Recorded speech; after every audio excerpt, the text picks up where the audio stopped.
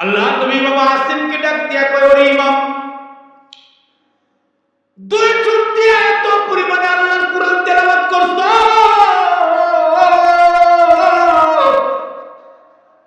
আল্লাহর কুরআন বেশি পরিমাণে তেলাওয়াত করার কারণে তোমার ঠোঁট দুইটা আল্লাহর দরবারে কবুল কবুল, আল্লাহু আকবার, কবুল, দুইটা ঠোঁট কবুল। ইমাম আসিম রাহমাতুল্লাহি আলাইহি আল্লাহর বড় পেয়ারা বান্দা, সব সময় আল্লাহর কোরআন তেলাওয়াত করত। কেননা কেউ যদি আল্লাহর কোরআন তেলাওয়াত করে, দুনিয়ার পৃথিবীর কারোর সাথে কথা হয় না, তেলাওয়াত করলে পরে সরাসরি আল্লাহর সাথে কথা হয়ে যায়। তুমসা কোই হামদম কোই দম সজরিহি হে, বাতি তু হে হরদম মগর আওয়াজ नहीं है। ইমাম আসিম রাহমাতুল্লাহি আলাইহি আল্লাহর কোরআন এত পরিমাণে তেলাওয়াত করতেন, একজন গিয়ে জিজ্ঞেস করে, হযরত এত কোরআন তেলাওয়াত করেন কোন কারণে? ইমাম আসিম কয়, বাবা, আমি যখন আল্লাহর কোরআনের পৃষ্ঠাগুলো উল্টায়া আয়াতে কারিমার উপর আঙ্গুল ঘুরায়া ঘুরায়া যখন তেলাওয়াত করি, তখন আয়াতের বাঁকে বাঁকে ফাঁকে ফাঁকে আমি আমার মাসুক আল্লাহকে দেখতে পাই। আমি যখন তেলাওয়াত করি, আমি কোরআন শরীফের পৃষ্ঠায় পৃষ্ঠায় আমি আমার মালিক, আমার মাসুককে আমি দেখতে পাই। সুবহানাল্লাহ কয় না? সিনেমা দেখে আল্লাহ দেখতে পারবো না, নবী দেখতে পারবো না। চোখ যত হিফাজত করবা, কপাল তত ভালো হবে। ইমাম আসিম রাহমাতুল্লাহি আলাইহি জিহ্বা দিয়া তার ঠোঁটটা চাটতেন, আর এটা সাদা হয়ে গিয়েছিল। ছাত্ররা তিনটা দিয়ে কয়, হযরত, জিহ্বা দিয়া ঠোঁটের উপরের অংশ চাটাচাটি করেন কোন কারণে? ইমাম আসিম ডাক দিয়া কয়, বাবারা, গোপন কথা বলা যাবে না, বলা যাবে না। কিছু গোপন বিষয় আছে যেটা সবার কাছে বলা যায় না। কথা কোন ঠিক কিনা?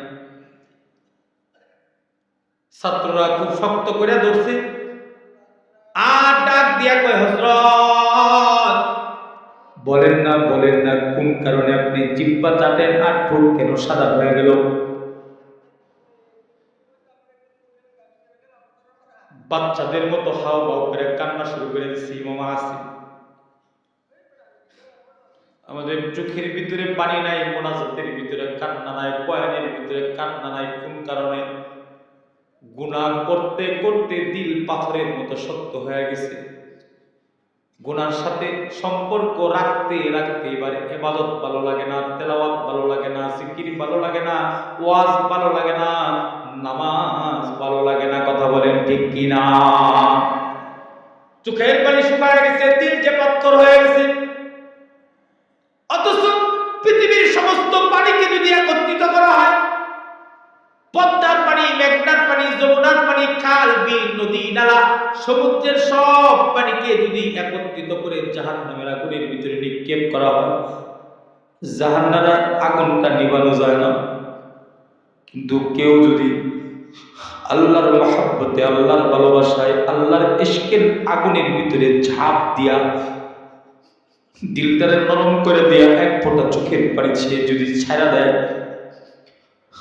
সমুদ্রের পানির দাম নাই, পৃথিবীর কোনো পানির দাম নাই, কিন্তু গুনাহগার বান্দার চোখের পানির দাম আল্লাহর কাছে এত বেশি যে আল্লাহ তাআলা আল্লাহর ভয়ে চোখের পানি ফেলানোর কারণে জাহান্নামের আগুনটা তার জন্য হারাম করে দেয়। আল্লাহর নবী বলেন, আলা মান বাকাত মিন খাশিয়াতিল্লাহ, আলা মান বাকাত মিন খাশিয়াতিল্লাহ হারামাল্লাহু আলাইহিন নার।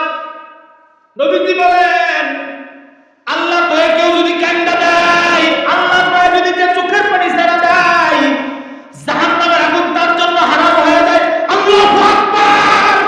জাহান্নামের আগুনটা তার জন্য হারাম হয়ে যায়। মাসে একবার কান্দি না, বছরেও কান্দি না, কেননা কান্দা মা মারা গেলে কান্দি, বাবা মারা গেলে কান্দি, ব্যবসা পানিতে চলে গেলে কান্দি, দোকান যদি আগুনে পড়ে যায় কান্দি, কিন্তু আল্লাহর মহাব্বতে কান্দি না, আল্লাহর ভয়ে কান্দি না, জাহান্নামের আগুনের ভয়ে কান্দি না। কথা কন না, ঠিক কিনা জোরে কন।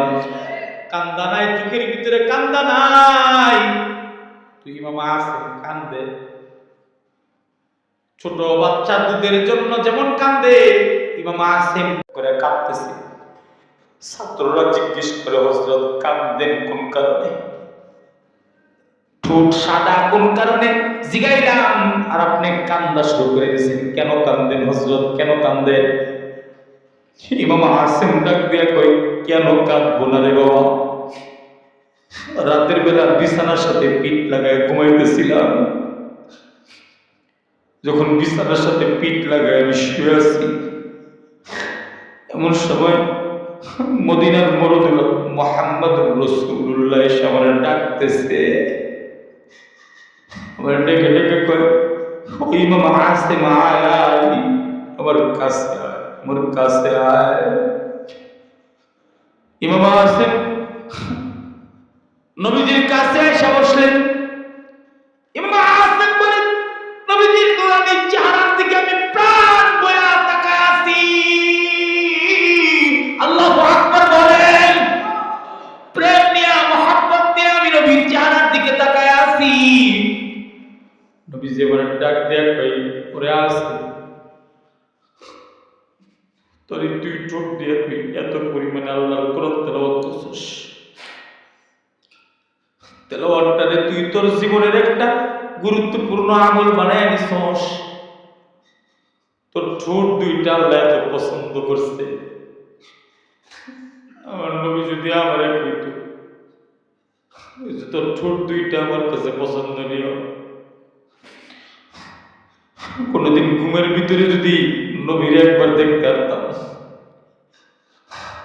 আল্লাহ দিল নষ্ট করে ফেলেছি, ওগো মাওলা ঘুমের ভিতরে নবীর মুলাকাত করতে। নবীজি বলেন, মান রাআনি ফিল মানাম ফাকাদ রাআনি, যে স্বপ্নের ভিতরে আমারে দেখলো সে আমারই দেখলো। শয়তান আমার সুরত ধারণ করতে পারে না। নবীজিকে স্বপ্নের ভিতরে কেউ যদি একবার দেখে ফেলায়, তার জন্য আল্লাহর তৈরি জাহান্নামটা হারাম হয়ে যায়। নবী দেখতে পারলাম না, নবী দেখার সুযোগ এখনো স্বপ্নের ভিতরে আছে।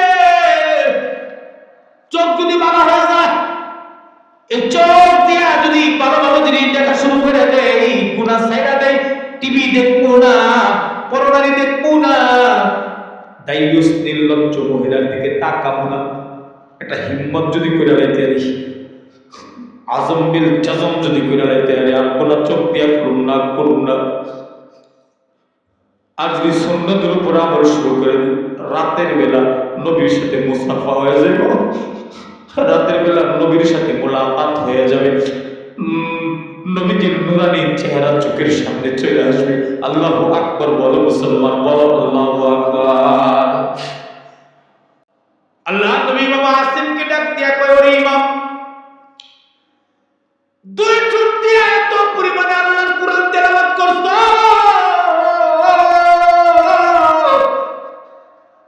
আল্লাহর কুরআন বেশি পরিমাণে তেলাওয়াত করার কারণে তোমার ঠোঁট দুইটা আল্লাহর দরবারে কবুল কবুল, আল্লাহু আকবার, কবুল, দুইটা ঠোঁট কবুল। কেমন কবুল? আল্লাহ আমারে নির্দেশ করে বলেছেন, পয়গম্বর আপনার একটা উম্মত আছে, আমার একটা বান্দা আছে, যে দুই ঠোঁট দিয়া শুধু আমার কুরআন তেলাওয়াত করে, আমার তার দুই ঠোঁট দুইটা আমার বড় পছন্দ হয়েছে। পয়গম্বর জান তার ঠোঁটের ভিতরে গিয়ে আপনি একটা চুমা দেন। ইমাম আসিমকে আল্লাহর নবী ডাক দিয়া কয়, ইমাম আসিম আয়, তোর ঠোঁটের ভিতরে একটা চুমা দিই, আয় তোর ঠোঁটের ভিতরে একটা চুমা দিই। নবীর ঠোঁটের সাথে যার ঠোঁট লেগে গেছে সে তো দামি হয়ে গেছে, সে তো বরকতি হয়ে গেছে, সে তো আল্লাহর দরবারে কবুল হয়ে গেছে। আল্লাহু আকবার, কবুল হয়ে গেছে। ইমাম আসিম বলে, সকালবেলা ঘুম থেকে উঠলাম, উঠার পরে আমি দেখি আমার মুখ থেকে মেশকা মায়ানমারের মতো গ্রাম বেরিতেছে। বলে নবীজি যেখানে চুমা দিছে আমার জিব্বা দিয়া চাট না দিলাম দেখি মিষ্টি মিষ্টি লাগে, ও যত চাটি তত মিষ্টি লাগে। এখনো পর্যন্ত নবীজির লালার স্বাদ আমি আমার জিব্বা দিয়া এই ঠোঁটের ভিতরে পাই।